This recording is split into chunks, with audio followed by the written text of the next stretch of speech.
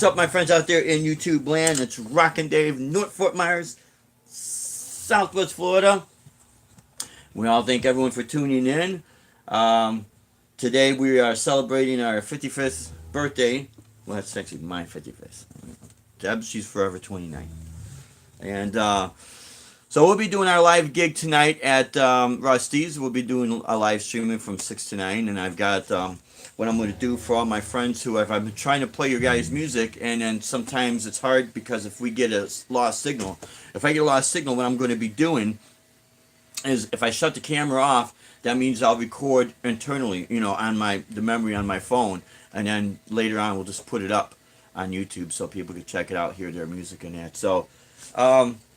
So again, thank you for tuning in. I don't know if I'm getting my live chats, so if someone is trying to do a live chat, I'm not seeing it on my screen. And, excuse me, my friends, my cat's trying to get through. Maybe, okay. You know how vacuums are. Oh, what's happening? R2, R3 locking up. Thank you so much, my friend. Thank you so much for tuning in. It's kind of hard. See, I had to do an upgrade on my phone. And so what was happening is, well, you know how technology is. They're going to change something. So when they change something, I have no clue what the hell's going on. And like a lot of my friends out there, thank you so much. I really appreciate it. Jimmy T, thank you. Thank you so much. I really appreciate it. And we want to wish everyone whose birthdays as well as it is, happy birthday. And for people who are getting ready to celebrate Thanksgiving, of course, happy Thanksgiving. I'm a month older than Hedley Scott. Okay. We're all in the same boat, my friends, I'll tell you what. I watched Ed Dana's. I'm gonna give them some shout outs too. My wife's got the vacuum right now. Yeah, happy 16th. I hear you, buddy. And so the cats are going nuts because of the vacuum, that evil vacuum. So just give a thumbs up to Deb. Oh, let's see something here.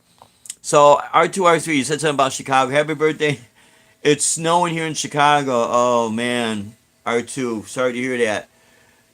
Yeah, Chicago snow, man. You know what? Honestly, guys, I'm going to be honest with you. I really don't. What I don't miss about the snow is, obviously the shoveling and, the ice when it gets on the cars if you don't have a garage and all that. Driving in it could be pretty bad, You get used to it. But after a while, it just, gets to you. When you do your gigs in the wintertime. Oh. What we did was we bought cases. I have SKB cases. And we've got Flake. Oh, and the other ones. Oh, Shreveport, yeah. Oh, you know what? Hedley Scott. Hedley Scott, you're in Shreveport. So is Jim Geetrid. Jim Geetrid's a great guy, great guitar player, man. He's also in Shreveport. Oh, it never snows. Oh, yeah, that's right. Yeah. Jim did say something about that. He said that it got down like to 36 degrees and it was like flurries. Oh, Jim, his name is Jim Geetrid. Spelled Guidry. Jim Geetrid. Wait a minute. Jim Guidry. Sorry. He's a great guy. Him and his son Alex, they'll put videos up of him playing. You know what? I missed Joe Winch's live chat last night if he went live. I'm pretty sure he did. So I'm going to catch the rerun on it. Usually it's Joe Winch Project, which I'm going to give a quick shout out. His mug came. I did the unboxing last week. Joe, if you're watching, there it is, my friend. Got some Morning Joe in there too. See that? But usually it's like a round table with Jim Geetrid, Joe Winch, Jim Geetrid, R2, R3 locking up, Mr. BRBH, Mr. Bruce. Let's see, sometimes EJ from EJ's Guitars, shows up. So, a lot of times I miss it because it's on pretty late, and I usually come back from my gigs. But yesterday I was exhausted, so I got to watch the rerun. So, but yeah. But, I sometimes I miss the snow, sometimes I don't. Of course, now the cat's going to mess with the cord, see? Always into mischief, my friends. Always into mischief. I see him. I might recognize him. I don't know him if I'll... Oh, yeah. You know what? Jim is a really great guitar player. He sometimes will put up like Dokken covers.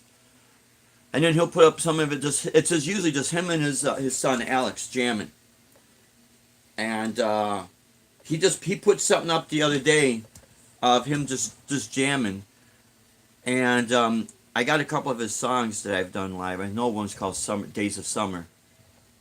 Great stuff, man. Great stuff. See, gotta mess with the cats now, you know. So let's see. I almost lost my place I was gonna say. Oh, so anyways, I thank everyone that has done the blues challenge. It was just something to put up rhythms. I'm gonna be doing a lot more of these where it's just me playing rhythm and you guys put whatever you want. I think everyone did a great job because the reason why I say that it's because it's your point of view, your perspective. I don't really judge musicians by how fast they play. When you're young, you're developing your technique and all that. You try to listen to the guy that, especially back in the late '70s and into the '80s, with the first generation of shredders, who could play faster and that. But I thank God that I started when I did, because when I started playing, it was the mid 1970s, and you really didn't have that on AM radio, So it was a different time, and the people I would jam with, we would always be coaching each other. So it's kind of like everyone on YouTube. It was a really good, positive atmosphere, and then of course growing up in Chicago, literally right down the street from the blues and the jazz clubs, it was just a different a different vibe. And then my friends that were Latino, that's how I picked up a lot of these rhythms. Man, we'd have these jam sessions right on Addison Rocks. If you take Addison Avenue, go all the way to Lakefront, it'll be Addison Rocks right there. We would have these jam sessions like, forever. Thank you, Jim Guitry. I appreciate it. Thank you so much, man. Yeah, I know. I can't believe I'm 55. Can't drive 55. Can't believe I'm 55, Age is perceptive, with how you look at it in life, But I really do thank everyone that did, participate. That video's gonna stay up there. Everyone does what they want, It's not a challenge of who gonna be the best. It's just what your perspective is. Yeah, Jim Geetrid, he's 55 too. I think Jim Geetrid, why do I always call it Geetrid? I apologize, buddy. I think you're a couple months older than me. Well, look, we all born in the early '60s. Ed Dana, I watched a little bit of his replay. Ed Dana said he was born in '59, so he's just a few years older than us. And I checked out his a little bit of his live stream. I just had to watch the rerun, of course.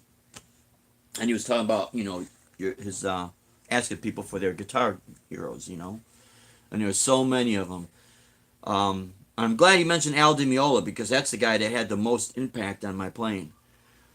But I'm south in Keithville. Oh, okay, good. Everyone, communicate with everyone, man. That's what this is all about. Now, you see, look at this. On my phone, you know how when you watch the chats, the backdrop would be white with dark letters? Now it's black with white letters, Hey, thank you so much, my friend. 157. You rock, dude. Thank you so much. But yeah, Ed Dana was talking about guitar heroes, and I want to also give a shout out to Ed Dana, and our thoughts and prayers are with your cousin. I thought you said that your cousin lost his house in California in those fires out there, man. It's horrible, So our thoughts and prayers are with you, my friend. And so yeah, Ed Dana also put the video up of the blues challenge, and I don't want to go off too much tangents because it's real easy for me, But there's so many great guitar players that came out from the '70s, actually late '60s, into the '70s and the '80s, and the one thing that all those guitar players, and all those bands had in common is that they were not trying to sound like each other. They had that unique. Ed Dana, what is happening, my friend? Good seeing you, brother. It is so cool, Ed. If you remember, I watched your live chat at the rerun, and you could definitely, and everyone out there that's in our age group, growing up at those times, one thing you noticed that not everybody was trying to jump on the bandwagon of trying to sound like everybody else. And I'm not saying anything bad about it. You know, it is something that what can I say? It's something that everyone at that time had their own unique identity, and I think that's what it was. Everyone wanted to show what they could do and show this is who they are, you know, and be as good as that next person. But this is what they, yeah, Al Di Meola. Al Di Meola is 64 apparently. Yeah. Oh man, he was he's an awesome guitar player, man. I mean, he had the whole shred thing going on. Probably, especially at that time, one of the fastest and definitely cleanest guitar players, man. Because I've seen him with Return to Forever. I've seen him with the reunion concert, 1983. I've seen him in 1982 off of his Electric Rendezvous tour. And then I seen him with Return to Forever, the reunion tour. And then I seen him back in 1983. And then again in 1983 with Paco de Lucia, John McLaughlin. And he had a guest, Steve Morse. Of course, everyone knows Steve Morse from the Dixie Dregs, you know. And man, incredible playing, boy. I'll tell you what, especially the super guitar trio on the acoustic, man. I remember going home that night. I was up all night, just man practicing and practicing. And that's where I get a lot of my of the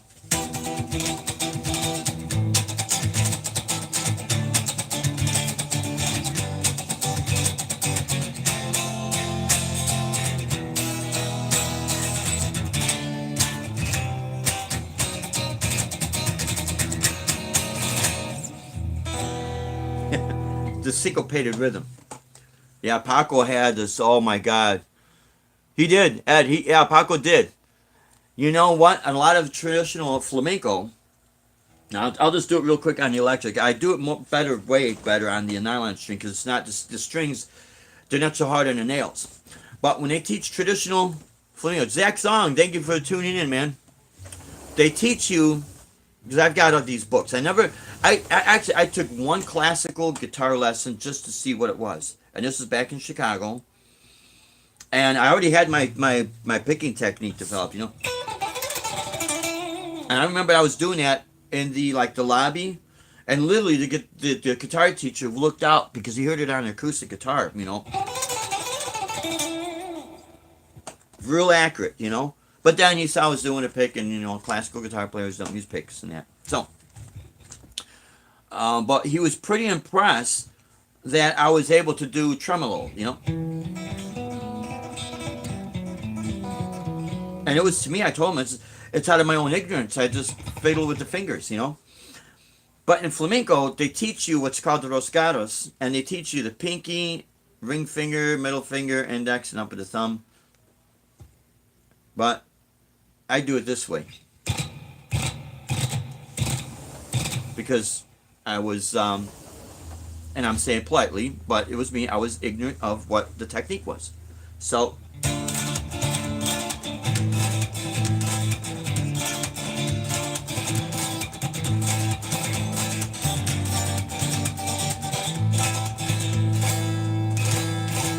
So if you notice that little, I call it it's like when you do a flam on a snare. So my educated guess is that was one of the things that when Al, because he was at Berklee College of Music, plus all his other, you know, training, he would try to simulate that, but with the pick. And of course, he was a huge Ventures fan. And I remember, Ed, you were talking about all these great guitar players, and sadly we lost Roy Clark. And Roy Clark, I remember seeing in the 70s, maybe it was advertising for his guitar method book, but he had that tuning fork. And, you know, I'm not going to do the scale. I remember the exact scale. He did an open position, but it was as clean as this. But he did it all up here. Boom, you know. And I was like, dude, I've never seen anyone. That was before I learned about Al Di Meola. And I never heard any rock or metal guitar player. Well, in the 70s, you don't call it metal, you know. But any rock guitar player play that fast and clean, you know. So, but see, it's not just about the speed. It's also the finesse, and it's about the songwriting and the approach and everything. So, yeah, he was a great guitar player, Roy Clark. So yeah, Ed, you were touching on so many great guitar players and such a great era of just songwriting that I wish we could bring that back, and maybe due to um, YouTube and young students I used to have back in Illinois, they would discover. I remember having a student asking me if I ever heard of a band called Led Zeppelin. And I would say, Led Zeppelin? No, I don't think I ever heard of Led Zeppelin. Yeah, I'd play into it. And then I had another student would ask me about Smoke Over the Water. No, I never heard that, but I know what they meant. And it was interesting because these would be like, they would be from elementary school to middle school. And when Guitar Heroes, the video game, was very popular, boy, that just was, man, just these kids were getting exposed to all the stuff that we had growing up. Hey guys, again, yeah. Oh, you worked by Roy Clark about 12 years ago. Really? He was a great guitar player, great guy, and yeah. Ed, when you mentioned about Hee Haw, see, my sister and I, we grew up in the 70s. When I started playing, we were living with my dad and my grandfolks, which was my dad's parents. And my grandfolks would watch Hee Haw, and after Hee Haw was Lawrence Welk. Or maybe it was the other way around, I couldn't remember, but you know what I mean. So, and yeah, it was such a different time. Very, very different time. And it just seemed like life was so simple. But every musician and every band, they had their own unique sound and style. And so you also mentioned about some of the bands in the 80s, Pat Travers, Donnie Iris. Did Donnie Iris? Hey Janice, what's happening? Good seeing you. Thank you for tuning in. Thank you so much for the birthday. I really appreciate it. I can only do this one time. You know what I mean? I can't believe I'm 55. The Sammy Hagar, I can't drive 55. So just having fun with it. But Ed Dana, and Ed Danis, Donnie Iris. Didn't he do the song Aaliyah? I think it went like this, something like this.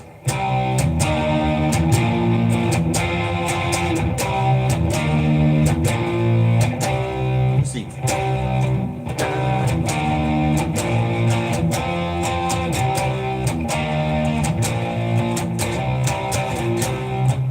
Something like that. I was in high school. I think I first heard it in 1980. I was a junior.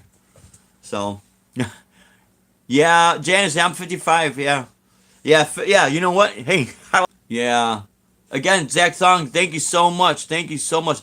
Donnie Iris made me flip my. Oh, let's see. Let's see something.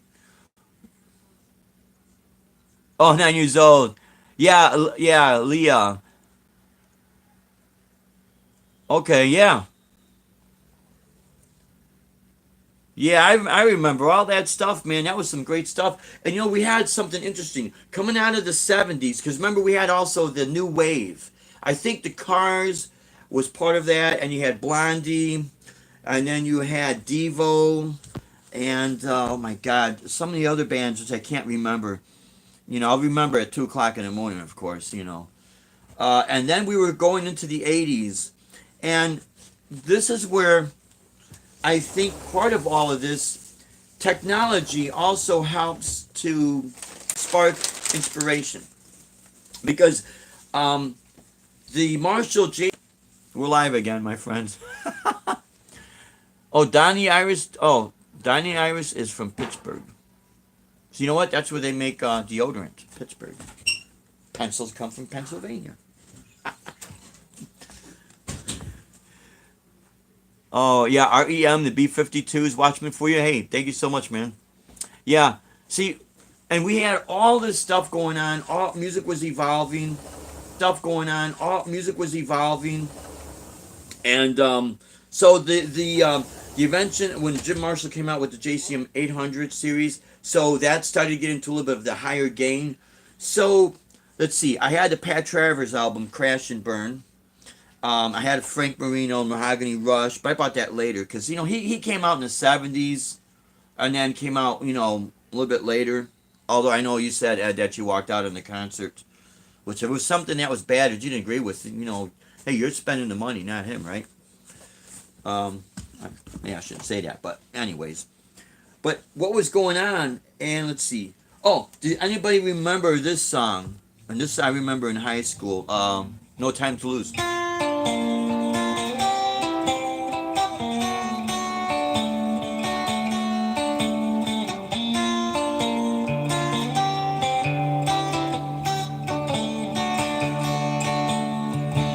you remember that intro, See, I might do a video about it. I got the bright idea to use. Oh yeah. Oh my God. The chord must see something. Let me see something here. Sorry about this, guys. Oh, what a mistake. Yeah, listen, Ed Dana, we have a couple of chord. We have the first one called the AX 1500G, and there were certain things that thing had that was just great. But the one thing that I really didn't like is it's supposed to have like a tube screamer that you could mix with a Fender Twin, and it's like it's almost as if you got one output that's clean and one output that's dirty, and the output that's clean overrides the dirty channel, and there's no USB port to download, like there's what we got stuff now. So that was kind of a disappointment there. But and then the Univibe, it's got a nice Univibe in there, and the wah pedal, it's a separate switch, and then you mess with the pedal to get your wah. But I still have it. It's a good unit. Plus we have the oh, can I play Diary of a Madman? Oh, the intro. Let's see. I have to work with that. I have to remember that. Watchman for You. I'm glad you mentioned that. I used to do on the acoustic with the guitar synth. I used to do. The hell. You ever have those moments you just forget things?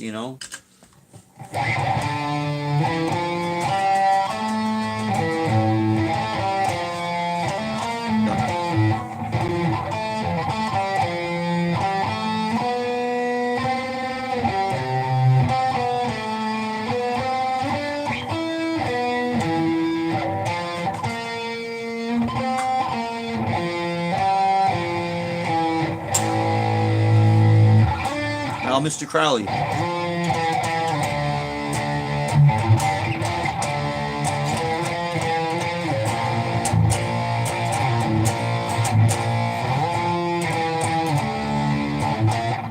forgot the rest of it now. So I apologize, but yeah, I'm gonna work with that. I'm gonna see what I could do with some of these covers, guys, because I saw something on one of the local newspapers down here in Florida, and I couldn't believe what I was seeing. That on the cover, Roy Orbison, who was another great guitar player that did the original Pretty Woman. I thought, if I read the article correctly, just the title of the article, he's back on tour, and you're probably thinking, how is this possible? The guy passed away. He's on what they call a hologram tour. So I think what's starting to happen, because of all this crap, and I think, Ed, you mentioned of that on one of the sound, you're trying to get some sound effects, and they're coming at you with copyright infringements. It's crazy. But I think what might happen is that, okay, so if they start using the hologram technology, and it's kind of been around for a while, but if they use this, and let's say they're going to go around to some of these theaters with an excellent sound system, and they're going to deem it as a concert tour, but it's a hologram with all these people that passed away. That's going to be one way that the industry could recoup loss of revenue due to digital downloading. Okay? Because if you notice all these phone providers, you get a new phone, next thing you know, you get 6 months unlimited, and we're back. Oh, your battery's at 0%. Don't worry, my friend. When you can, tune back in, or just so you can watch the replay. Yeah, the classic intro to, yeah, Diary of a Madman. Oh, there's some great guitar players, man. Michael Schenker, Uli John Roth. I had a couple, my friend Andy and I, we had a couple of his solo albums, man. That was just awesome. And of course, Robin Trower, Stevie Ray Vaughan, of course. Seen Stevie Ray Vaughan at the Chicago Blues Fest, 1984. Coco Taylor opened up for him for free. And it was just totally awesome, man. We had some great times. But yeah, so this whole deal with this hologram, if this is something that might start to take off, in a way, I hope it does, and I hope it could kind of like equal out these people that's been losing money, so that people who are doing covers and people who are putting up videos, they're not gonna get hit as hard, you know.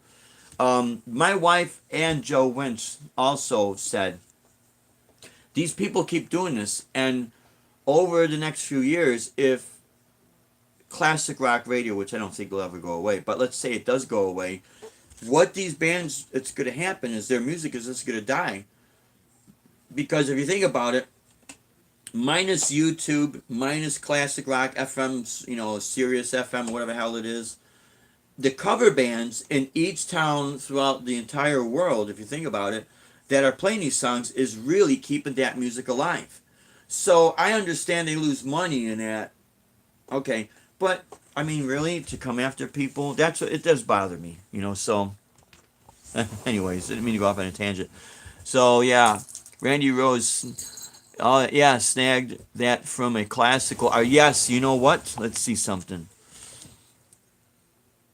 Ozzy is doing the No More Tours tour #2 with Megadeth. Really? Okay, I gotta check that out. Because you know what? What's really interesting, Deb and I met at Ozfest 1998, and back in Chicago, we've been to every single Ozfest he had. Yeah. Oh, so let's see. I'm gonna catch up on this. It's just a projection, and yeah, that's right. Okay, so but now, correct me if you guys had heard anything other than what I'm saying. But the headline on this local paper down here in Florida said that yeah, it's gonna be like a tour. So I'm thinking to myself, this would be kind of a cool idea in a way. So they got to recoup their money, and hopefully to see technology could be a catch-22. It opens up doors, but then it closes doors, and it's like I just hope they just leave all the cover bands alone, and kind of like leave me alone too.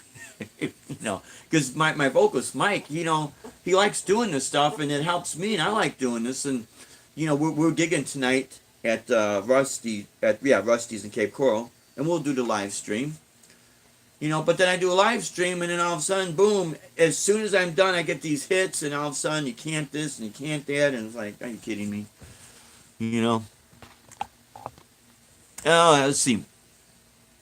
It's hanging on by a recharge. Okay, I hear you, my friend. Okay, Yngwie Malmsteen's first record, Rising Force, is yeah. Oh man, no doubt about it. Absolutely. Watch Me For You, I agree 100%. Yngwie's very first album, hands down, man. Absolutely. Yeah. It was a great, it actually opened the doors. It took what Eruption did in 1978, 1979. I remember hearing Eruption for the first time when it first came out. It was just like, holy crap, what's this guy doing? And Ed, you made a good comment. You thought it actually was no way is he playing that by himself. Now, when you seen him, Ed, did he show what he was doing, or did he have his back turned? Because there were stories that before they got signed, David Lee Roth told him, turn your back so all the other guitar players cannot copy your licks. Of course, when you're first coming out, you're playing in small clubs, right? So everyone's like, boom, here's the stage, and here's the crowd, and everyone can see what you're doing. So, but yeah, so when Yngwie Malmsteen came out with Rising Force, that took Eruption to 10 times higher than that.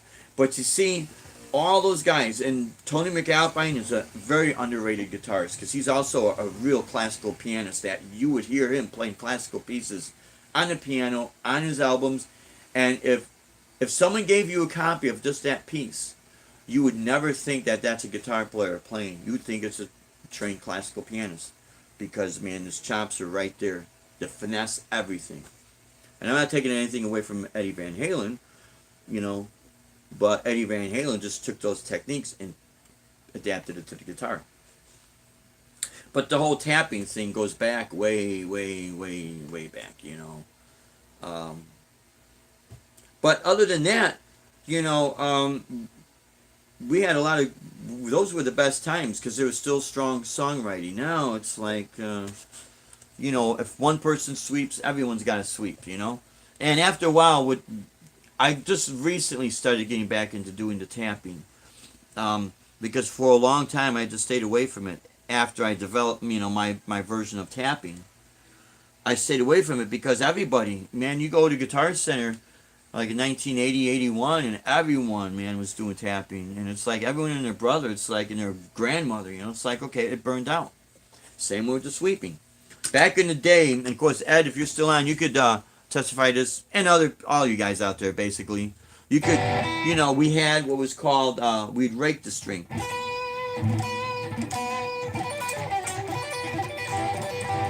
They call that sweeping now.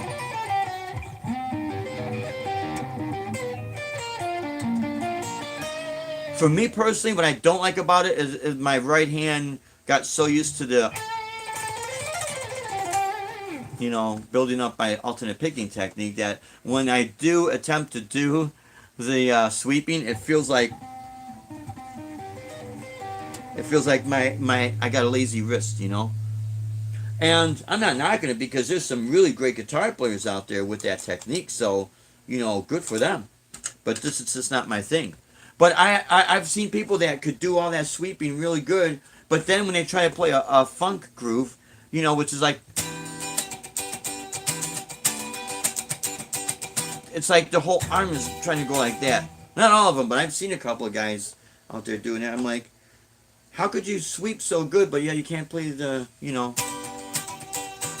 And you know what it really is? It's the perception, your mindset. If you're not into any type of funk groove oriented, you're not going to kind of work with it that way. That's all. Yeah, I think someone put out a comment there, they can't sweep. Yeah, well, right now we're using the Shark vacuum, Use the vacuum, that sucks, Yeah, just stumble. I do too, I just try to go through it. Just pop, hey, what's that, Guitar Hack? What's happening, my friend? Oh, yeah, at work today. Yeah, hey, thanks for that, putting those videos up, man, in the channel. And thank you I was watching your rehearsal. That is so cool, man.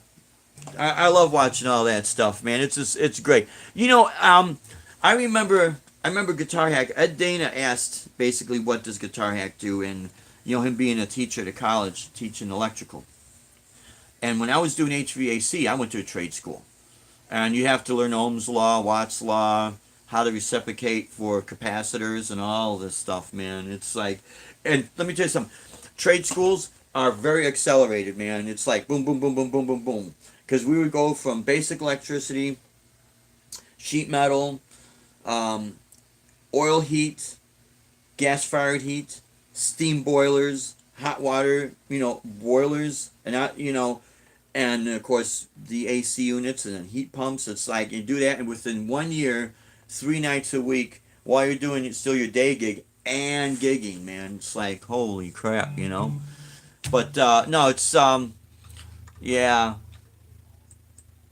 That's why I went to a trade school, I've always had to do things like a lot of us do to support the music.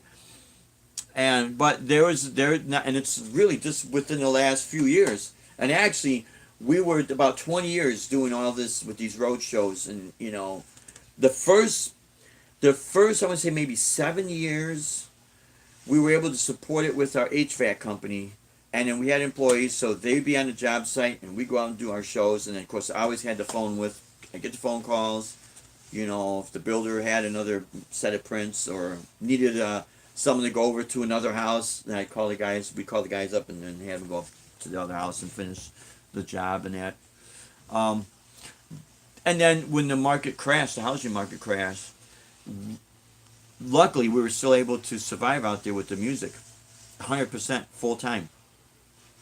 But we financed all our road shows. Everything was just self-financed because I got so sick and tired of waiting for phone calls that never ring, and someone's going to discover you here, and just if you wait, this person's going to pick you up. And no, I ain't got time to wait. My life, when you wait, your life goes by. So we just started to just do it on our own, and we would take all type of gigs in that. But it's very tough sustaining that and being able to put money in the bank. as you get older, you got to kind of watch what you spend, And again, now today I'm 55, so 5 years from now I'm gonna be 60, right? So I thank God for my health, and of course I thank God for my wife's support and all her knowledge. She's 10 times smarter than I am, and but you take care of yourself, you'll be able to sustain yourself.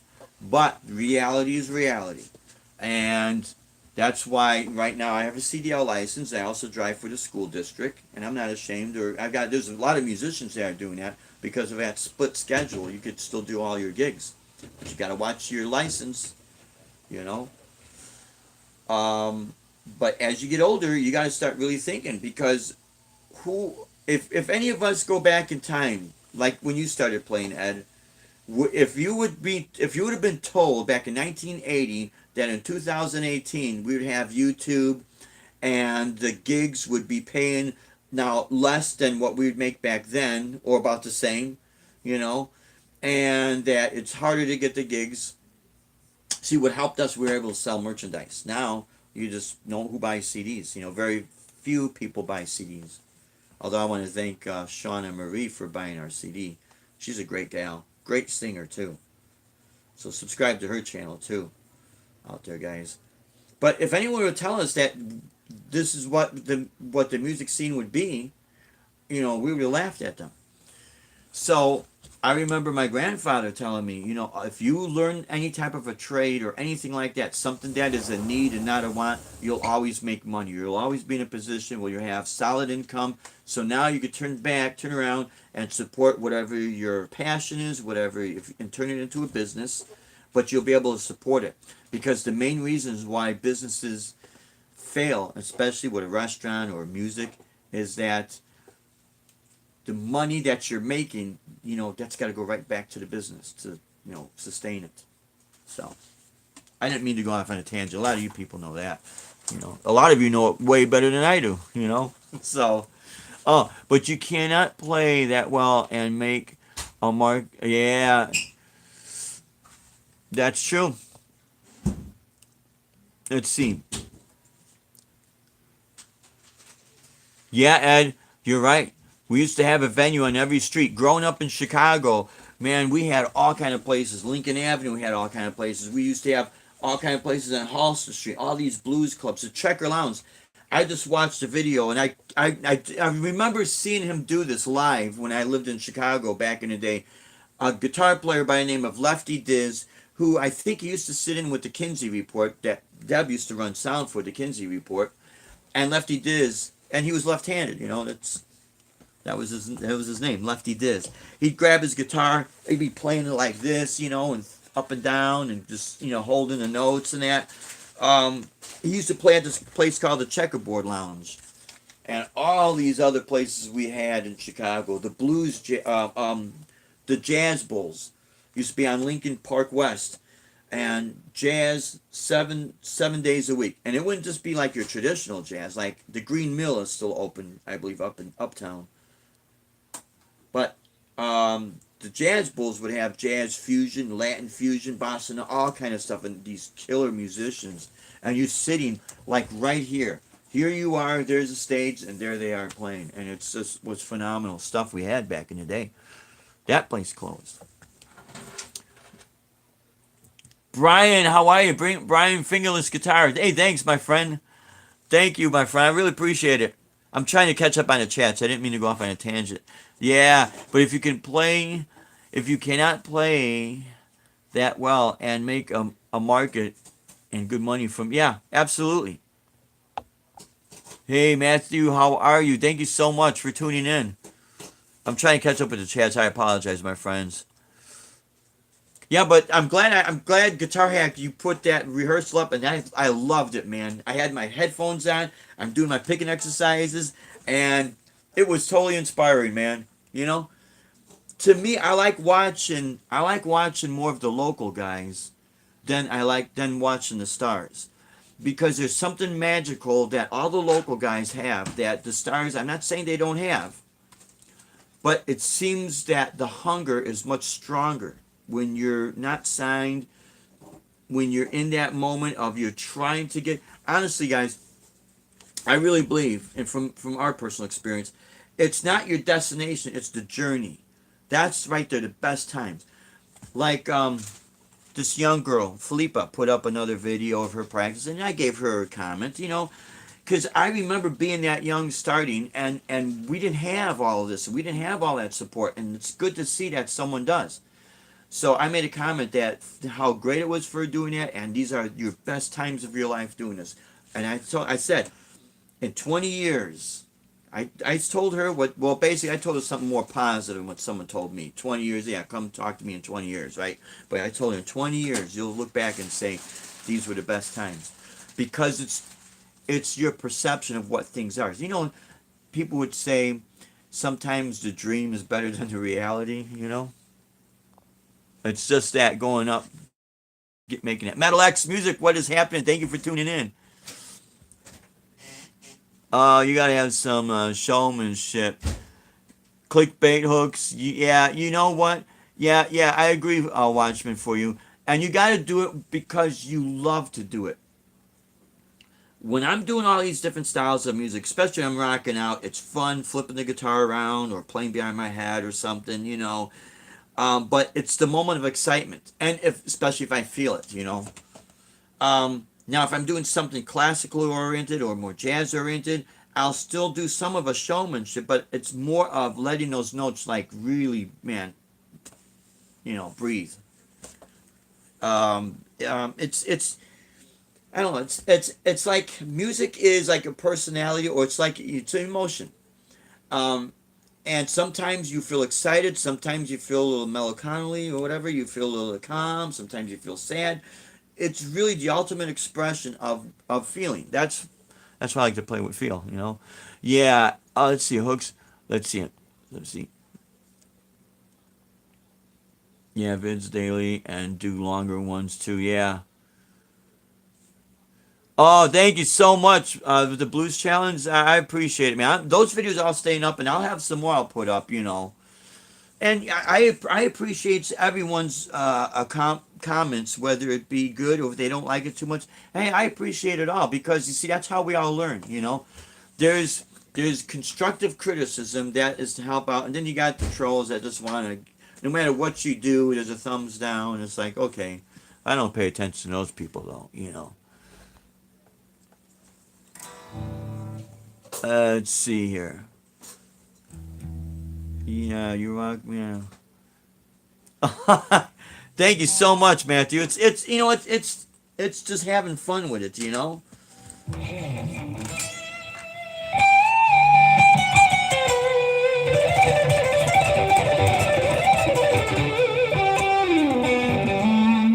Now that right there is like a tube screamer with a Fender sound, so I kind of approach it a little bit different. So when I do some of the jazzier numbers, I'll use that sound because it just has this little smooth, you know, sound that I like. But other than that, if I'm rocking out,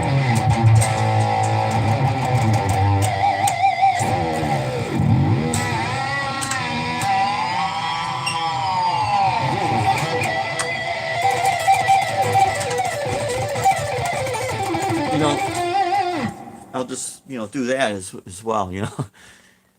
It's all part of yeah, playing. Enjoyed the band practice. Yeah, that was really cool. And that's cool that your drummer played briefly with Phil X. It's I tell you what, we got probably the best guitar community that is out there, man. This is what's so cool. It's great. So, all right, what I wanted to do real quick also is, this is how I approach things, because I'm not really well schooled in music theory. So I had to, when you're in high school, you take a music class, you think you're gonna play, no, you're gonna read a book, and how boring is that, right? So, but I did have a good music teacher in high school, but that was a freshman high school, and what was that? It was back in what, 77, something like that. After a while, you forget. So I had to relearn, the notes as far as on the staff and all that. But the whole formula thing will always screw me up. So once I memorized the entire fretboard, and if you think about it, you have 12 tones, break them down, 7 notes, 5 variations of those 7 notes, which they call your accidentals. All those are your sharps and flats. So when I'm doing this minor, it's minor 7 chords. So you know how everyone learns the blues box, because in high school we're jamming out together with each other. Everyone helps each other, right? Say, dude, look at this. This is a blues scale, How cool is that, right? That you learn how to bend a string.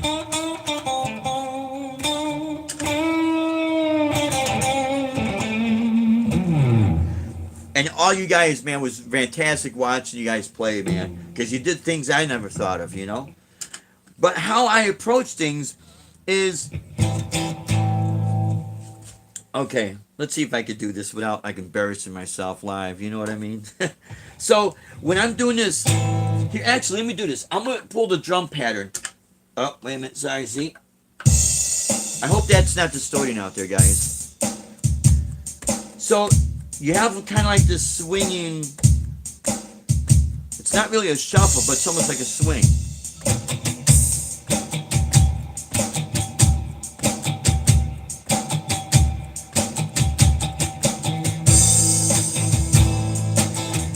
Off tune a little bit. So, I mean, everyone out there, pretty sure you got the chords right. Okay, we're back live. Apologize about this, guys. We're back live. Okay, so how I approach like the melodies, and I think all you guys are doing the exact same thing which is great. I don't say the exact same thing, but it's that approach. My first chord is that A minor, right? So that A right there is also your A right here. It's all part of your blues box.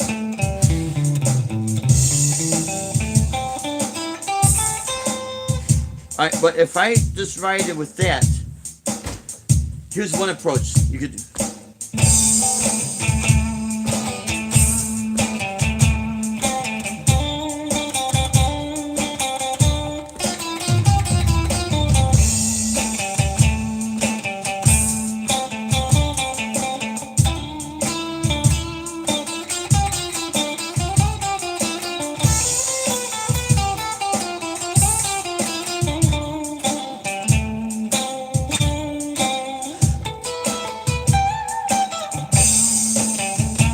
So, I'm just kind of like ad-libbing right there.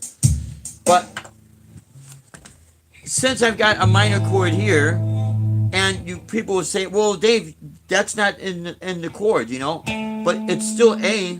So that's why, this is how I look at things. That's my A.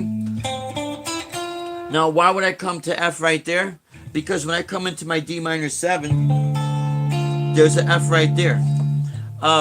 Okay.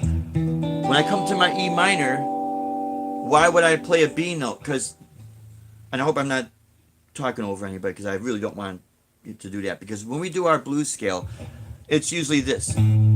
A, C, D, E, G, A, C, D, E, G, and A, C. There's no B note in there. But when I'm playing this chord here, that note right there in my E minor 7, that's a B. So that's why I start playing things that are actually within the chord, if that makes any sense. So what that has done for me, when I would get so confused with music theory, and is it an Aeolian scale, or is it a Phrygian scale in that, and I'm not knocking it, but right off the top of my head, I'd have to go and get my scale book and kind of look up that pattern. Oh yeah, that's right, that is it, because for so long, I've been in situations that I get in a band, we do a show, we are rehearsing for a show. We either had, some of our bands, we had an hourly, a monthly room, which is old rundown warehouse buildings. You rent the room for the month. But there are a lot of times I would do the hourly rooms with these guys, and you get 3 hours for like $30. So you're on a very tight time schedule, and you don't have time to recite an entire theory book, because you are so tight with your time, you have to get the job done. So what it did for me, it forced me to really look at my fretboard really fast, to remember things, so that when I'm in a situation playing with a keyboard player, or if there's a horn section, what are the notes you're playing? If they say I'm playing an A, or they'll say I'm playing flat or third over the nine, I said, forget that. I don't understand what you're telling me. What are your notes? Oh, Dave, I'm playing E, F, G with that pitch. And boom, E, F, G. So it was my way of fast tracking so I could communicate with people. And then I started seeing little patterns in here, and So basically, with this chord progression, if all you basically understood was an A minor scale, you could get by with it. A, B, C, D, E, F, G, A, B, C, D, E, F, G, A. If you want to just keep going up, up one string. It's not as complicated as it appears.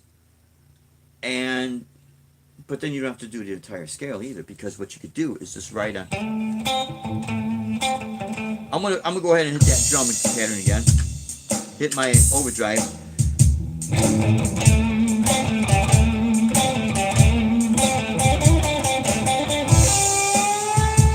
Now that's G, but I just bent it up a whole step, so now I got A.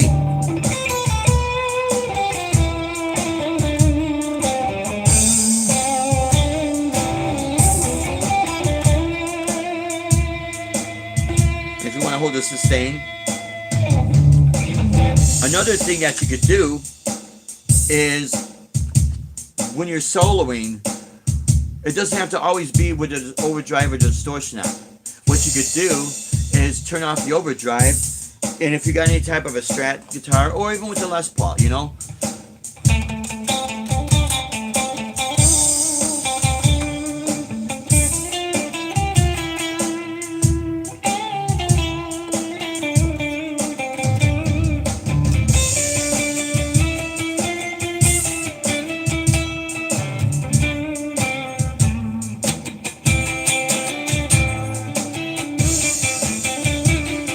if you have different approaches, and I hope this isn't confusing anybody, because I really don't want to do that, but this is your advantage of having different techniques and to be able to approach it rhythmically, because that's basically what I'm trying to do.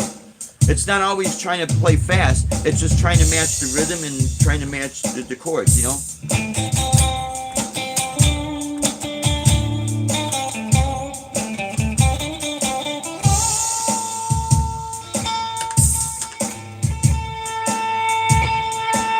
If you want to do a whole note and let it just ring out.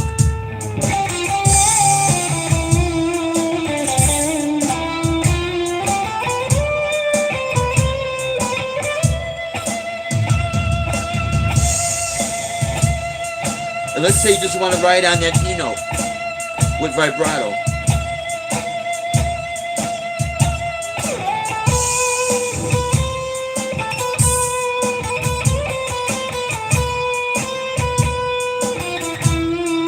I'll tell you what, my friend. Sorry about these drop-offs, boy. I tell you. Brian, you take care, my friend. Hey, look at that, Mr. Viking. Let's see. It's real small. Henrik Viking. How you doing, my friend? Thank you for tuning in. Let's see. No, never made a video of guitars, bass. I don't have a cam. Bass. I don't have a cam. Okay. And again, Brian, thank you so much for the birthday shouts. I really appreciate it. Yeah, you have a great day, my friend. We will be going live tonight from 6 to 9, So I just kind of wanted to share all this with you guys and thank everyone for it. I'm not going to tune off right now because, again, I hope this doesn't... Oh, yeah, let's see. You have a program. Not sure. But, okay, just doing the streaming. Okay, just doing the streaming. Yeah, you know what? See, here's the deal. When I see people and they're talking about trying to get, like, the camera to work with the phone or with the computer and, like, match it, that's why I do everything with my phone, because it would take me a while. But let me if I can, I'm going to show this. If you guys just hang on real quick, I'm going to show you the two zoom cameras that we do have. And I'll be right back.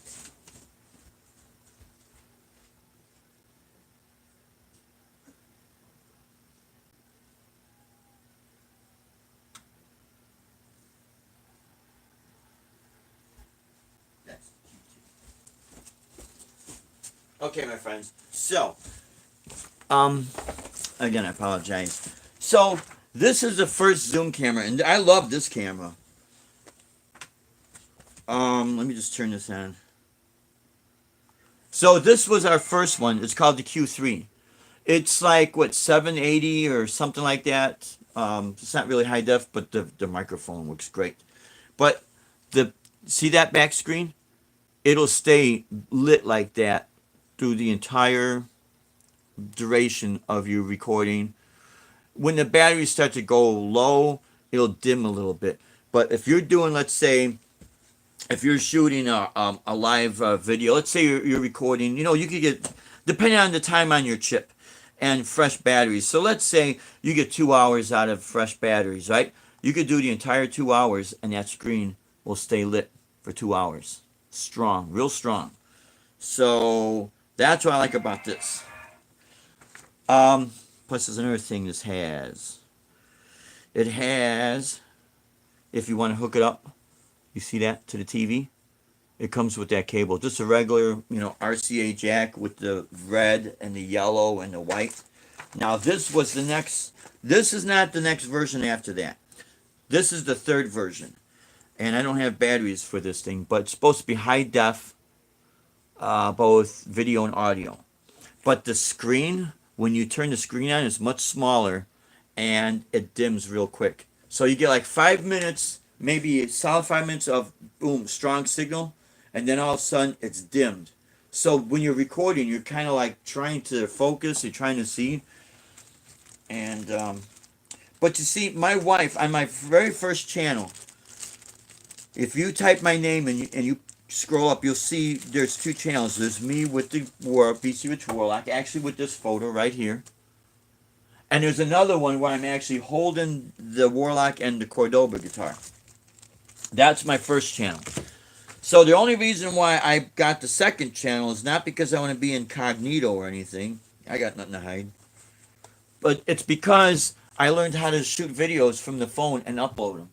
And that's why you see I have two channels. And we started doing that down here in Florida when I started to understand how I could do all this crap, But let's see, well, we still got people on the chat there. Yeah, Metal X, Dave.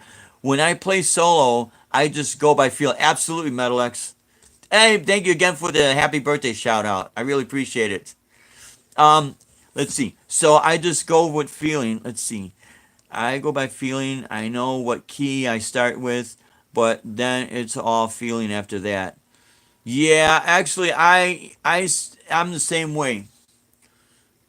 You have great audio gear, only that GoPro cam thing is 4K. Yeah, you know what?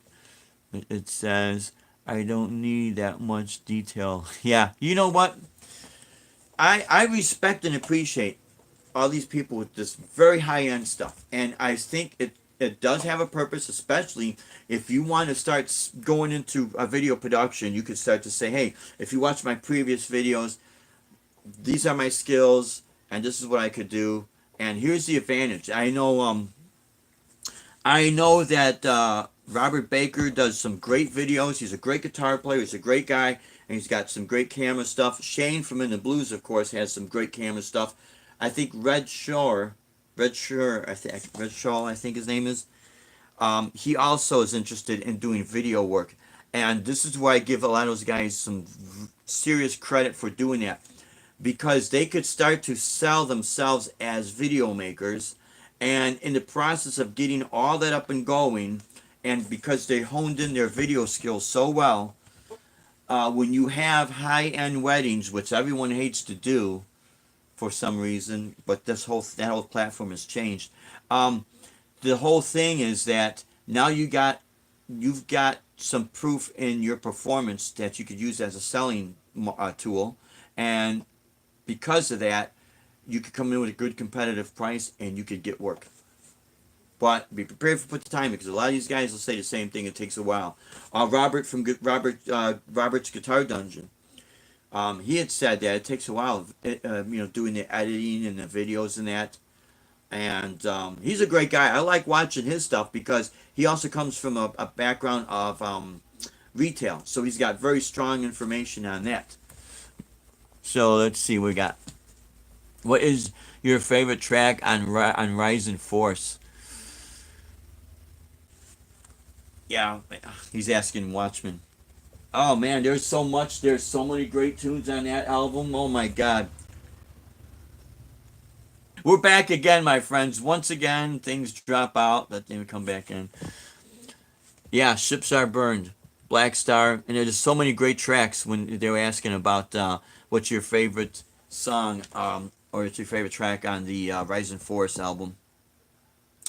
I think As Above, So Below has a real unique intro to the guitar solo. Now, I have the book in notation and tab, and I know I've been saying this, but now it's a little tough down here because this is in season.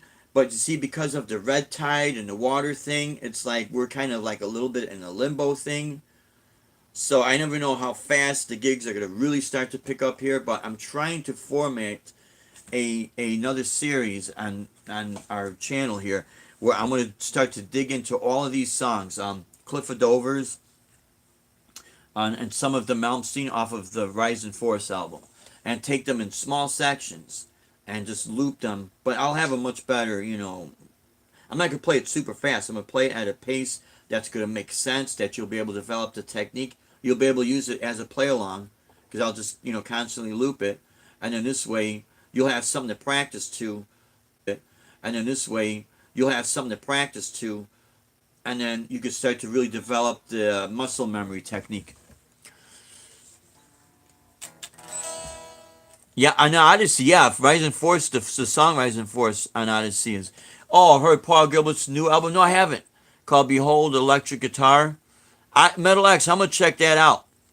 Because I remember when Racer X first came out, man. That was awesome. Paul Gilbert would be equivalent to the metal version of if Al Di Meola went metal. Because Paul Gilbert has also another really good...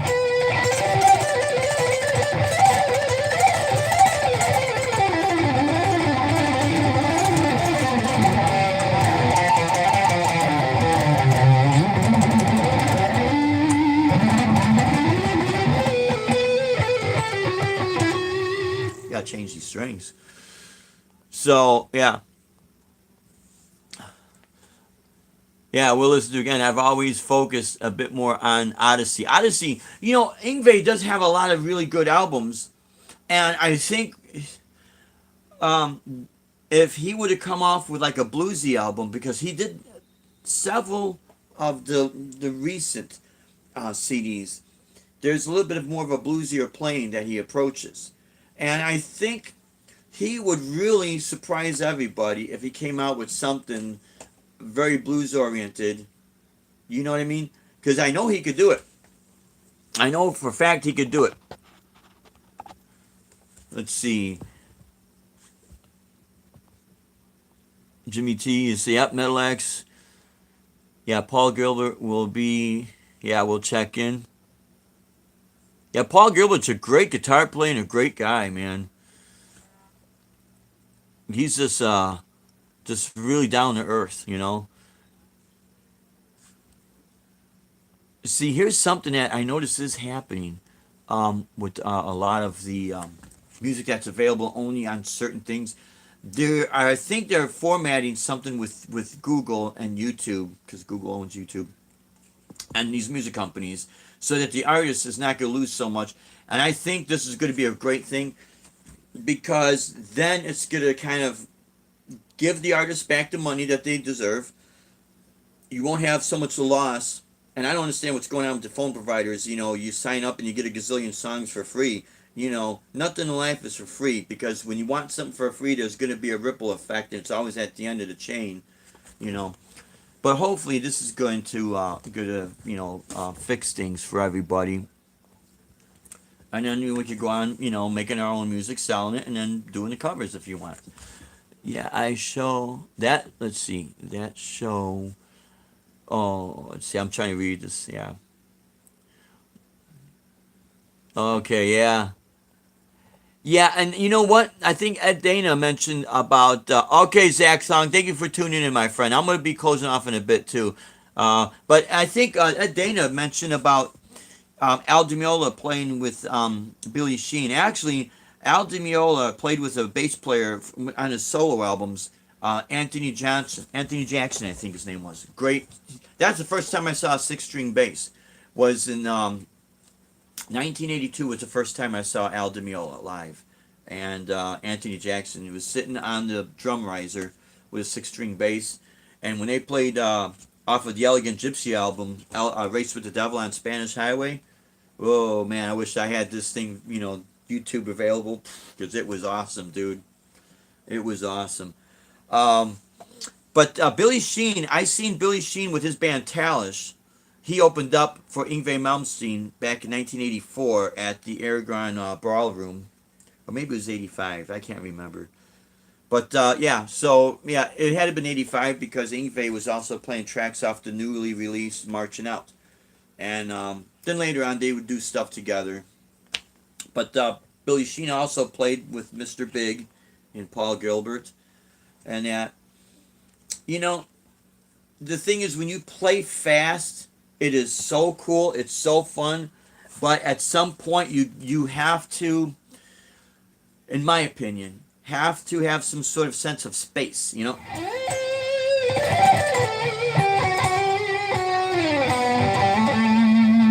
Because those are the notes that's going to really stand out the most. The speed is going to be the wow factor. It's what really grabs you, and it's fun. It's really cool.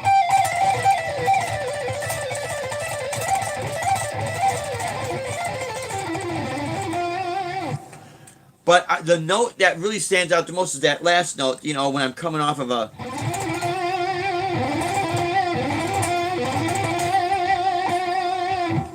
That's why I like to play very staccato, because it's like you can instantly just boom right into that note. But you got so many of these great guitar players out there doing great things, but after a while it almost starts to sound the same. And I'm not knocking them, because there are a lot of these guys who play, and these girls who play 10 times faster than I'll ever play. I just started losing an interest after a while, because there's no space, melodically. That's the only reason. And also playing different, jazz-oriented pieces and stuff like that, where it's not going to be required for me to, go that crazy, go that fast. But it doesn't mean I don't like it, and it doesn't mean I don't respect and appreciate it. Let's see. Yeah, thank you so much, Tim Fugger. Thank you so much. Are you going to play something from 1963, the year we were born? You know what? That's an interesting question. Maybe I should look it up real quick before I go live tonight. What about the guitars from Sabotage? Oh, I am so glad that you brought that up. Oh man, am I glad you brought that up. Sabotage is one of my favorite metal bands because they're very unique. Chris Olivia, I think his name was. I met John Olivia and the other singer when they came out with that album, A Handful of Rain. It's just before I met my wife. I was still living in Chicago. And I went to the Metro because they were playing at the Metro. And John comes out with a couple of girls and all that, but we were talking a little bit. And, he misses his brother. And this is how I think the whole thing with TSO got started. And them with some of the other guys got the idea to get TSO going. But Sabotage was a great band, man. I remember seeing them at Headbangers Ball. And the cassette tape I had was, oh my God, I can't remember the name of it, but it had the song 24 Hours Ago. Very cool stuff, man. Same with Loudness. Anybody remember Loudness? Yeah, Metal X, yeah.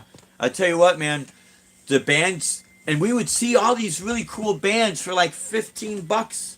That's all the tickets were. $15, you get to see three killer bands. We'd go to used to be the Rosemont Horizon. Now I think it's called Allstate Arena in Chicago, and we saw Quiet Riot, the Scorpions, Iron Maiden, a band called Girl School. They opened up for Scorpions and Iron Maiden, and let's see, so many bands that you after a while you forget. And when I moved, I lost all my ticket stubs because we used to keep our ticket stubs. So yeah, man, it was just such a great time to be young and be part of a scene that it was kind of tough to get things up and going, but we were still part of it, and yeah, it was so inspiring.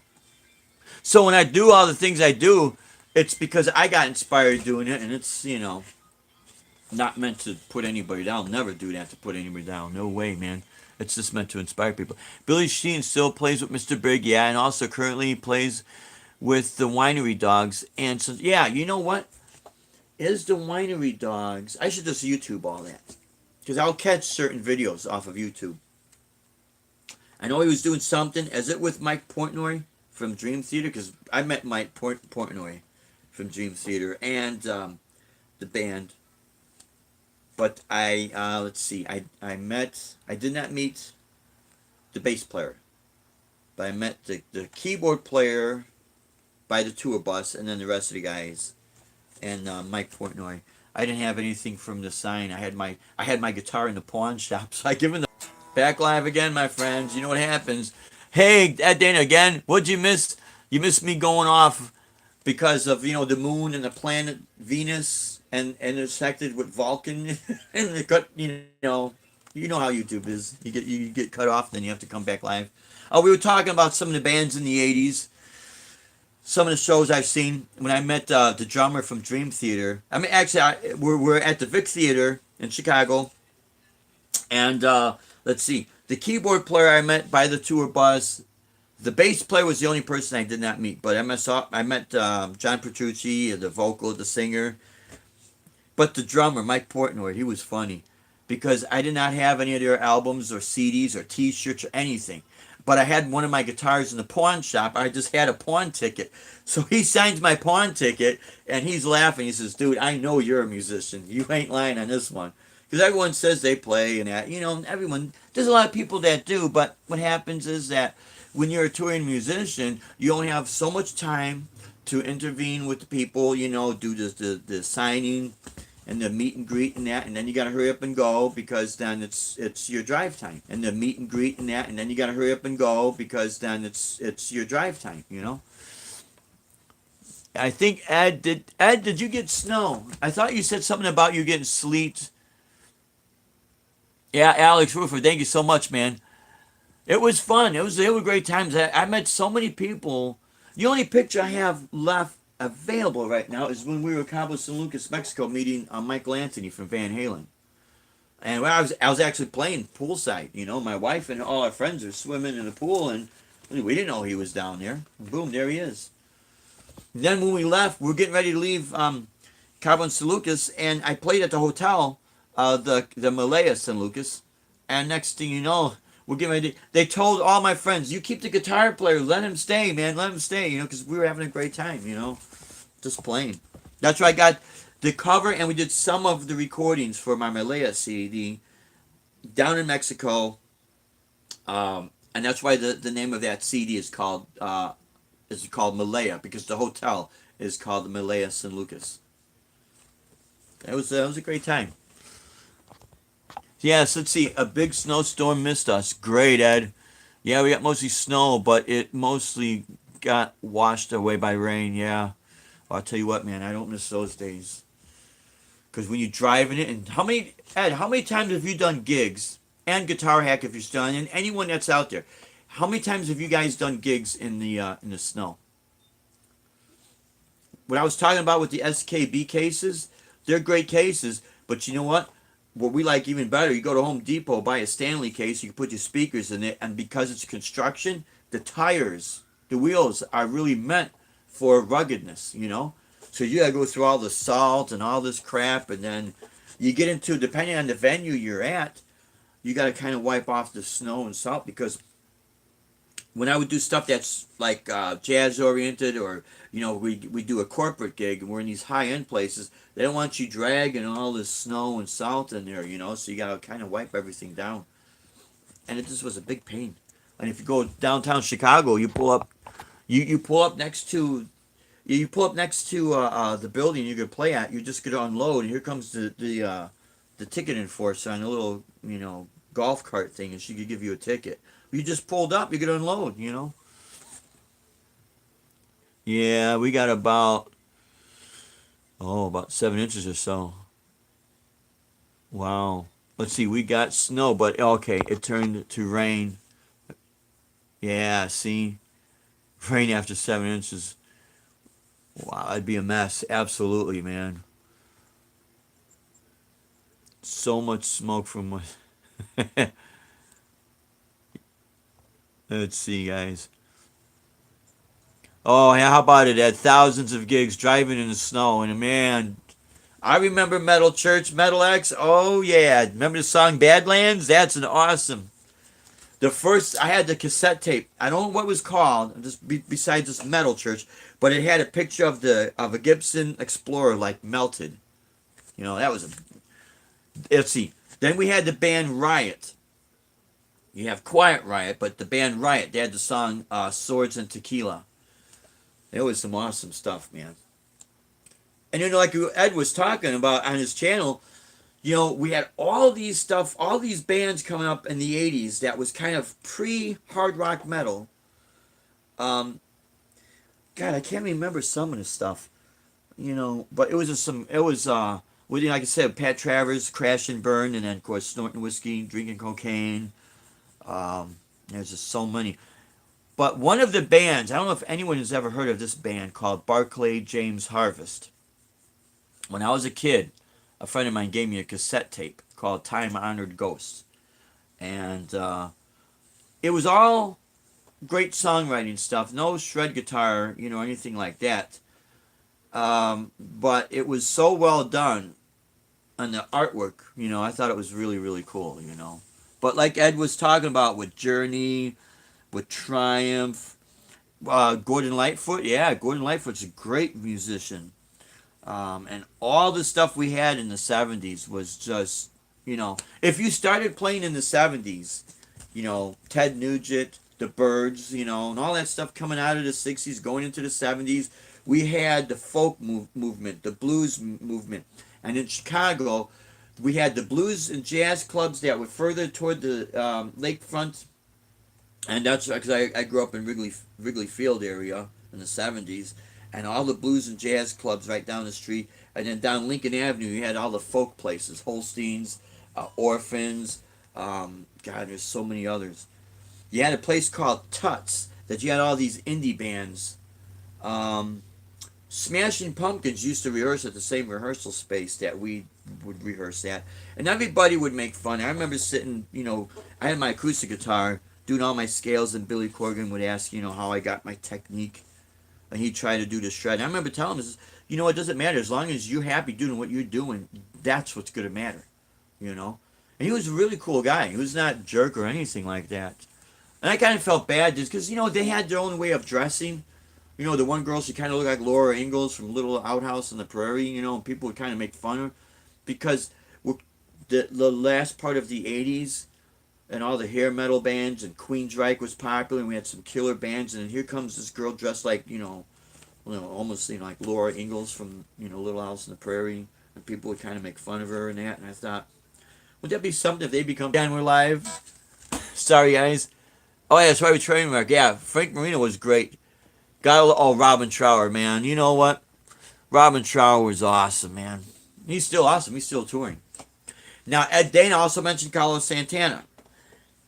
Do you remember his brother? I think it's George Santana. He had a band called Malo or Malo.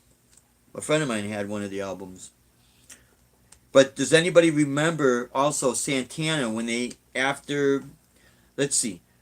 Neil Sean was in Santana for a few albums. I know it was Santana 4, that one song, No One to Depend On. He was on that album. He was also on the Caravan Ferrari album. which is a blue album that had like the sun and people going across the desert on camels. And they had a song called Song of the Wind that the rhythm was something like this.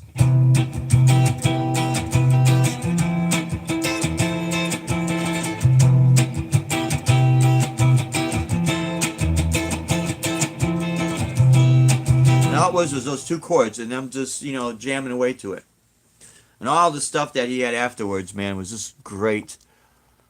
It's like we go on for hours talking. That was crazy, yeah, Tree. That is one of the other guys that Paul Gilbert told me to check out. Yeah, Frank Marino. Yeah, Frank Marino, Pat Travers, and Robin Trower, man. Robin Trower, that's how I got used to. That's why I wanted to use the Univibe. Him and Hendrix, had that Univibe.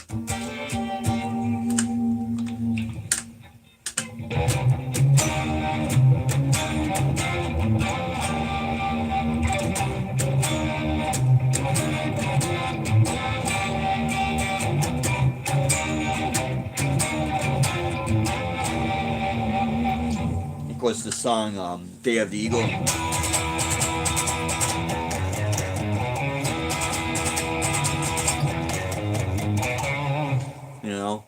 That's just some great classic stuff. See, that's when it was like hard rock and mixing with blues and all this stuff, and it also inspired the British blues, which I remember hearing Jimmy Page interviewed on the Chicago Loop radio station one time, and how he said he loved Chicago blues. And because over in England, they would have their their like late night radio shows, and they would tune in and hear all the stuff from Chicago and other places as well. And they just took the blues scene and they just, man, amped it up big time and brought it back, and it also helped inspire the Chicago blues and all the Texas blues, and then it was being shared back and forth. It was just a great time. If R2R3 Locking Nut's still on, I know I've kind of been going on for a little bit and all these drop offs, the YouTube.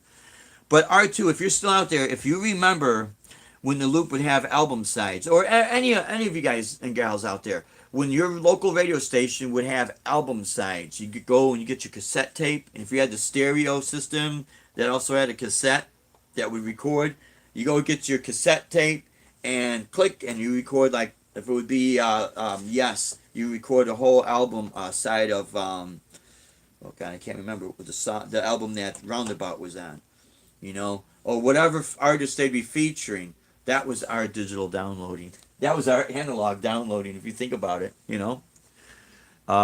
So we'd get all the album sides. Yeah, Mahogany Rush. So Ed, you said that you walked out on. And you know what? Again, if someone like is insulting you or something, or if they're being like a prick or something, connecting. Boy, I'll tell you, I think what happens, guys, depending on the area, I think there's just so much action, people going live, and it's not just guitar community, it's everybody. If they're going to knit socks or talk about this or talk about artwork and that, it's just like YouTube has been getting hit so hard. I think that's what happens. About 2004 at the House of Blues. No, we just sucked. No, he just sucked that night. Yeah, see, I'll tell you what, Ed. You got experience over me, man, which I love. I love watching older people play. I love watching people that have. That's how I learned. I'd always hang out with people that were better than me, had more knowledge, and man, I would just listen to their stories and just suck them up, man. And then would just apply what worked for them works for me. You know what I mean? And just use that as But if he had a bad night, and if a person is not well, they gotta play. If they're booked, they gotta play. You lose money. If you got backing, that's backing your backers. You got investors. Oh man, they could get real bad because they invested money. They need to see the return on the investment. So you better get your ass out there and play. I don't care if you're sick. Get out there and play. We're all human. Oh no. Ed, it's to me. Look, it's just a gift from God, and here is what happened with me. I just tried to keep on doing. You do a great job, Ed. Trust me. And all of you guys and gals out there, I get inspired by you because It's a point of view. It's your personality. It's your point of view. It could be something as simple as just bending a note.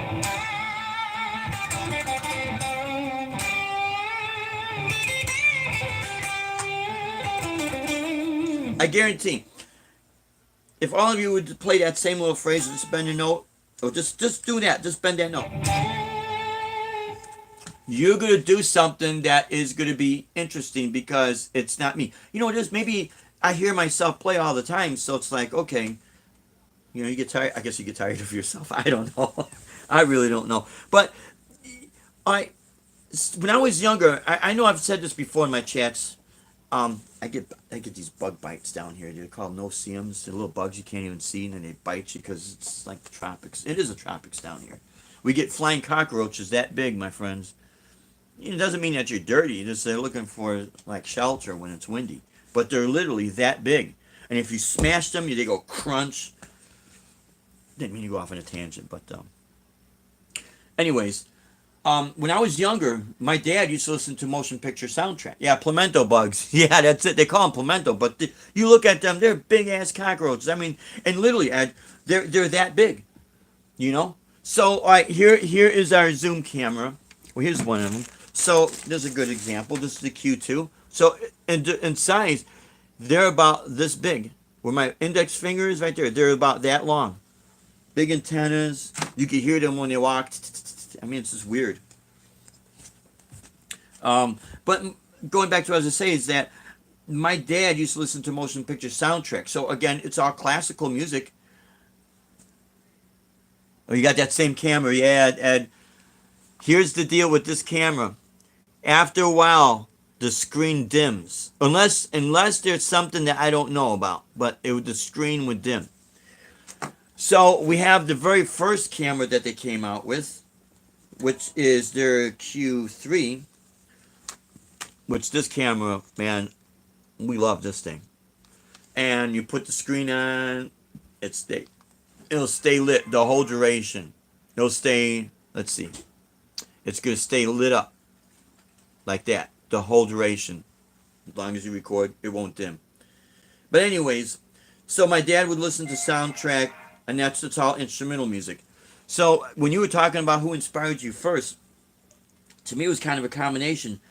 Really what inspired me first, oh thanks Ed, was back in, I have very vague memories of 1969, the apartment that we lived up north in Chicago by Sen High School. If anyone's from Chicago, you'll know where Sen High School is up north. And then we had all the hippies in the courtyard playing their electric guitars. They're trying to do like their version of a Woodstock. And I remember seeing an electric guitar. It was nothing like this. It was like the Sears Roebuck. And a couple of guys did have a Fender. He had a Fender. Maybe it was it was the Super 6, because I remember seeing the Super 6 with 6 10-inch speakers.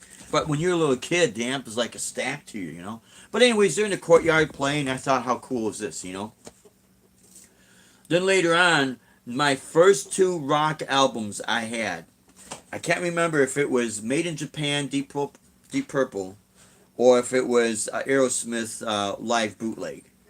But those 2 were just great, And all that was inspiring me. Plus all the K-Tel albums we had. When there was a Kiss song on there calling Dr. Love. And, that's what kind of got me a little bit into Kiss. I was never really a super big Kiss fan, but I definitely respect them. And then in conjunction with the folk albums, the Easy Rider motion picture soundtrack, you had Steppenwolf, the Pusher Man, and of course Born to Be Wild. You had Hendrix playing If 6 Was 9. Oh my God, you had a few other tracks from different bands. Yeah, I can't tell. Mostly 60s and early 70s, yeah. I'll tell you what, man. Those were some times back then. God, what was Take a Load Off Fanny? And then Don't Bogart That Joint, my friend. Pass it over to me. Yeah, I was into Elvis, Fats Domino, CCR. Didn't like Kiss. My friend Andy Rios, he was more of a Kiss fan than I was. But he had the original 1979 Paul Stanley, Ibanez Iceman. and he bought it brand new. And back then, we would never think that those guitars would be worth so much. And I sold my Argus a long time ago. I traded it in, but that's a different story for a different time, you know. But yeah, we had an interesting time growing up with music. So for me, it was always instrumental music that really got me. I think Ed, you mentioned something, and I forgot exactly what it was, but I was able to tune into the instrumentation right away, and it's only because part of listening to instrumental music, and then when I started getting my chops together, all the bands I would play in, some of them I would have to, learn all the parts, kind of focus on the parts. So I didn't really focus on the vocals. And I got a horrible voice, so I couldn't sing. But I remember having the Get Your Ya-Ya's Out, Rolling Stones. I had Hot Rocks. I had The Who, The Story of The Who. My cousin John Albert played guitar, and I remember he was getting out of it or whatever. He gave me all these old music books. I mean, you're like the original Abbey Road book, uh, um, Neil Young books. I had all the originals because when I got them back then, the pages were already yellow. So they were going back to even like when they first came out. But I also had that same Beatles book, that really big, thick Beatles book, and I remember I took the Long and Winding Road and recomposed it for classical guitar. And I wrote it down and I forgot it and I lost it, man. So let's see.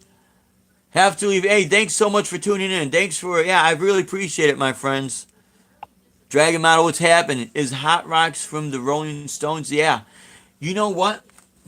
This is when they were having like the best of the Rolling Stones. So Hot Rocks, what was it? It was like the best of from like late 60s and early 70s. Because it had Jumping Jack Flash. It had on our um, Jumping Jack Flash and Satisfaction and quite a few other songs. Painted Black. But what you started to realize, Toys in the Attic was a huge influence. Absolutely. The first album I bought, I think, was Led Zeppelin 4. I can't remember. Because Stairway to Heaven was the first song I really started to learn to play by ear, but it was this part of it.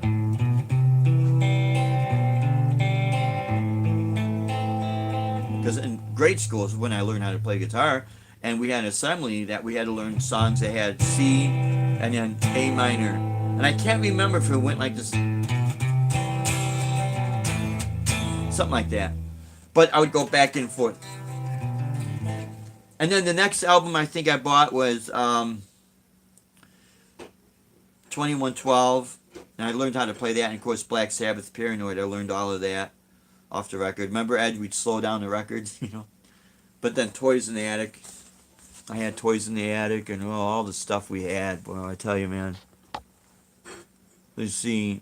Oh, your aunt gave you Led Zeppelin 3, and that was my favorite. Yeah. I'll tell you what, man. A lot of us when we develop our life again. Sorry, guys. Oh, let's see.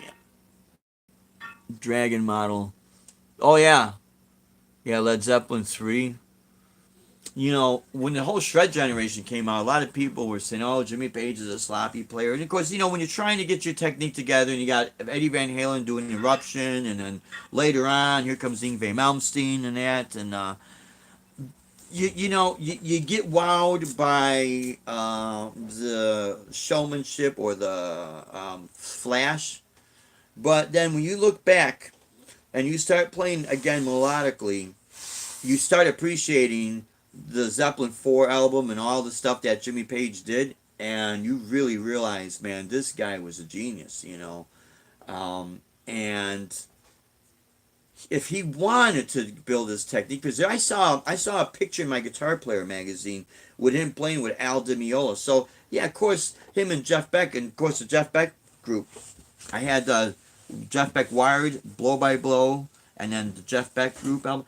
All that stuff was very influential on my playing. And of course, those people, they're just like you and me. They go out and they check out concerts. And they hear about these new guitar players coming out.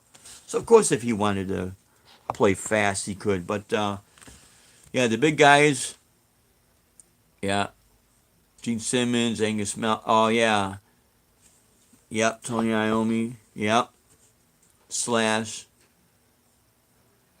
Oh, big time, yeah. Listen to a lot of the stuff, 60s stuff, Beatles, the band, the Byrds. I remember the Byrd, all that, CCR.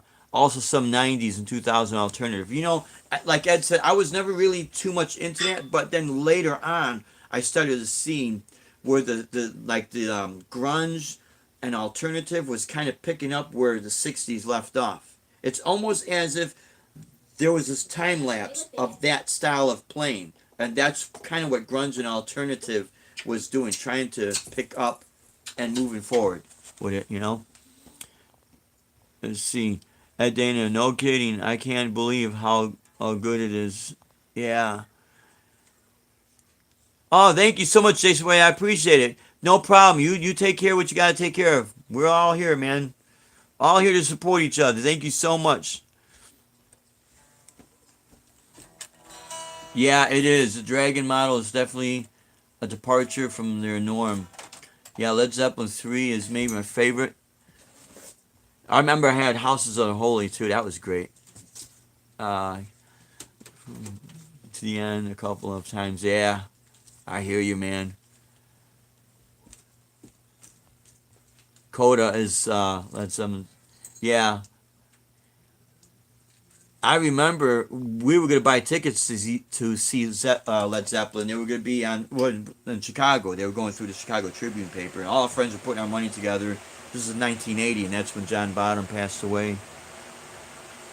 Yeah, Dave, do you think a 15-inch guitar speaker would be good, or is it only for high volume? No, you know, a 15-inch speaker. See, it depends how the voice coil is and how it's gonna. You could get more of a deep, maybe a deeper sound. I know PV, one of their PV classics. I think the PV Delta amp would have a 15-inch speaker. They had two different models, two 10-inch or a 15-inch. The 15-inch speaker, you do get more of a deeper sound. There's quite a few other amps that had 15-inch speakers. I think Lab Series had a model that had a 15-inch speaker. Because I had a Lab Series L5 with the 212s. And there's quite a few. You just can get more of a deeper sound. So let's say if your sound is a little bit deeper, just back down on the bass, bring your highs up a little bit.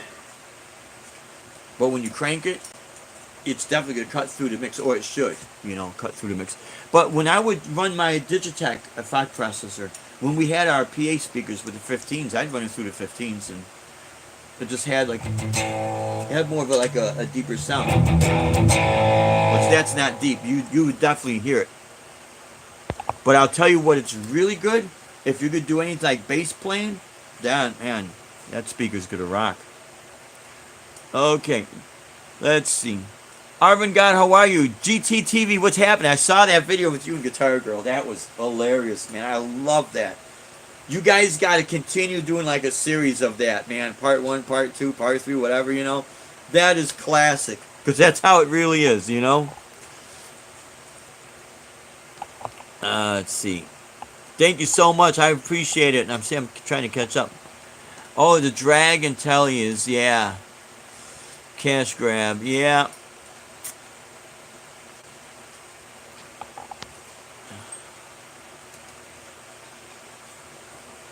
Okay, I'm trying to catch up the chat, because I get so many of these dropouts.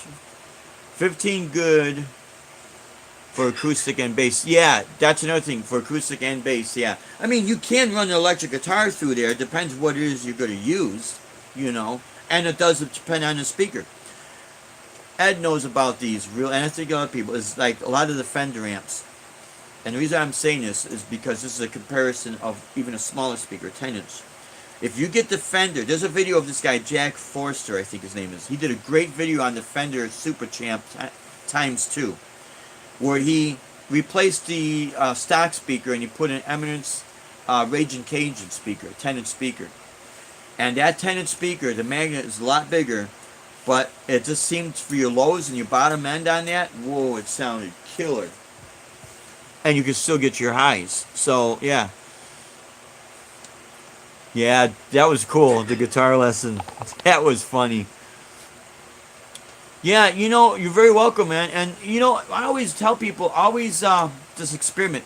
The Randall dime stack. The bottom, you're right. The bottom was two 15s. Yeah, that's right. Then four 12s on the top stack. It's kind of like a way of like naturally EQing things. Okay, Pooh Ninja, what's happening? Just pop in and say hi. How you doing, my friend? Let's see, watching for you.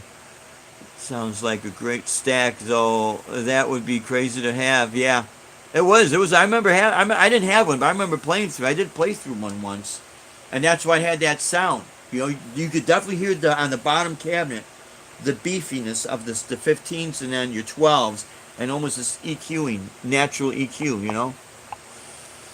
The Warhead amp, solid state. Yep. And it still sounded great. I'm on my break at work, but I have a Fender Mustang amp myself. I'll tell you what, those Fender Mustang amps are not that bad at all, man. They're not that bad at all. I mean, I do love the sound of a tube amp. There's nothing, in my opinion, ever will beat it. I don't have any more tube amps. I used to have a twin that had Altec speakers in it. And then I had a Marshall Super Lead 100, which was the like the plexiglass in the 212 model.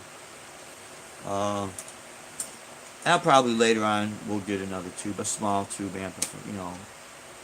But a lot of this stuff, technology has just really, man, advanced since I started playing. And I remember having a little amp. You just turn the volume, click. That was it. You only had volume, nothing. You know. Wouldn't the difference in cone size cause phase issues with high gain? Yeah, you know what? That's interesting because your ohms, matching the ohms. Because some of these, amps, it'll just say only use 4 ohms or only use an 8 ohm speaker, and you have these issues.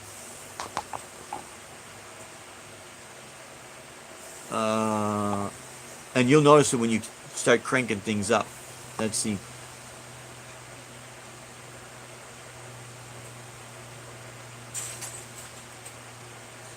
Yeah, Eminence, they do make great speakers. I mean, I like Celestion as well, but some of the Eminence speakers, wow. JBLs and Electro Voice, Altec, Lansing. There's just so many companies out there. Let's see. Sorry, guys. Again. That's Dime's tone. Hot pickups into a high gain SS Randall with chorus, wah, and whammy. Yep.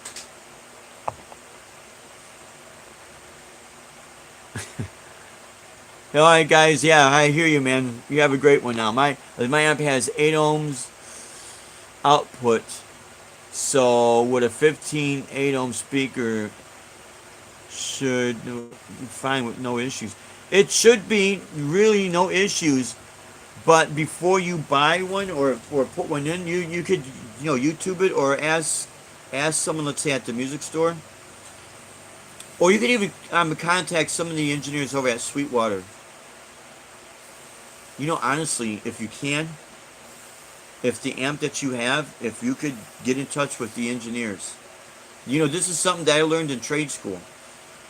One of the instructors I had, he would say, never be ashamed or afraid to call the people that actually build it and see if you could talk to an engineer, because they're going to have the most knowledge about that product.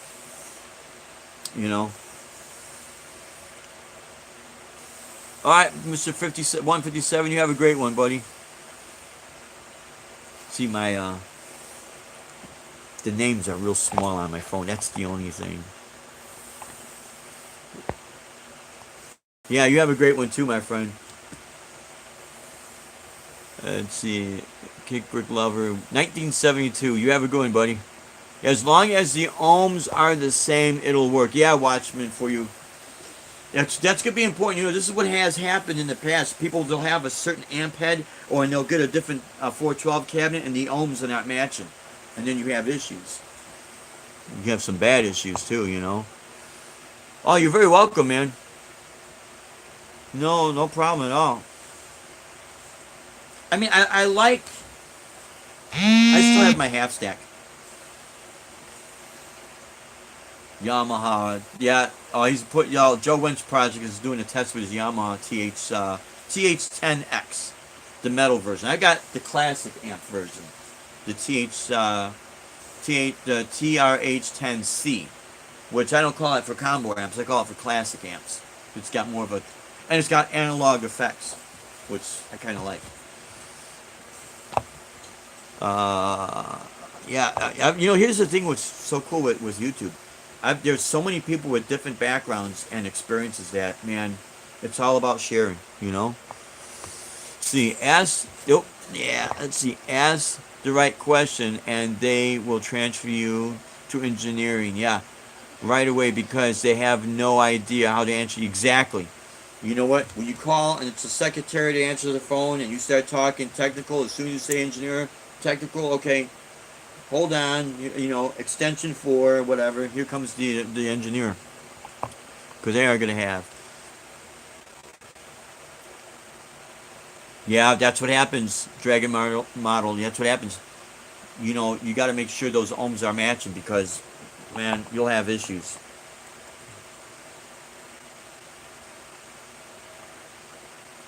Yeah, you'll learn real quick, Watchman. For you, you'll learn. And that's what's going to happen. You'll either burn the amp head or the tubes in there. Everything, you know, especially if you don't, if you the older amps, if you did not hook up the head to the cabinet and you had tubes, boom, you just fried a transformer.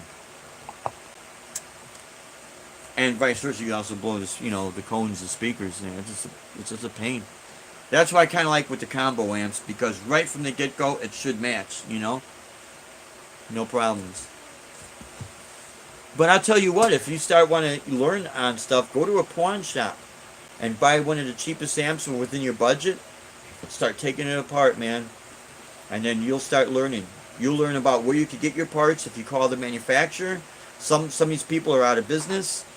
And, you know, if I wasn't playing music, I might try that. Because one thing I noticed down here, there's a lot of guitar repairs. There's no amp repairs.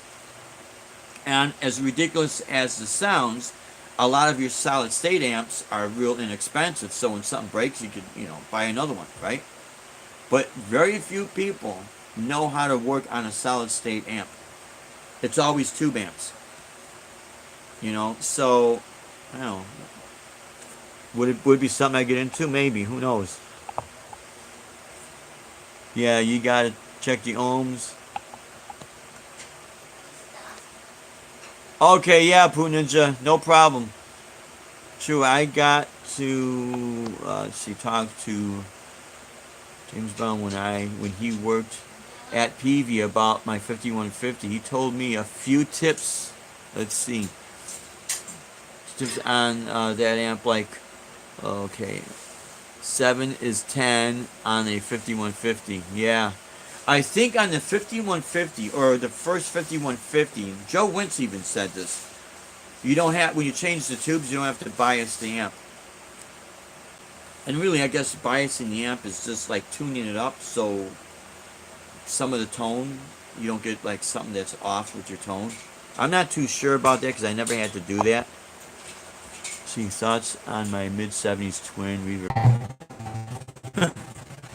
Okay, my friends.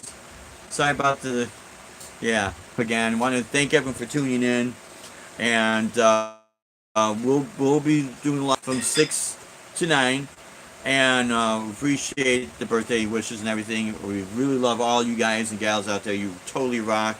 You really make this all worthwhile. And if some of you we don't see for the next few weeks or whatever, or we hope everyone has a great and safe, happy Thanksgiving, and you guys are absolutely the best. So, but you're more than welcome to tune in tonight from 6 to 9. We'll see you. You guys are totally rocking out. Always desire to inspire. I like Ed Dana, in with the new, out with the old. You guys rock. We'll see you tonight. Rock on and God bless. Thank you so much. Have a wonderful day. Thank you.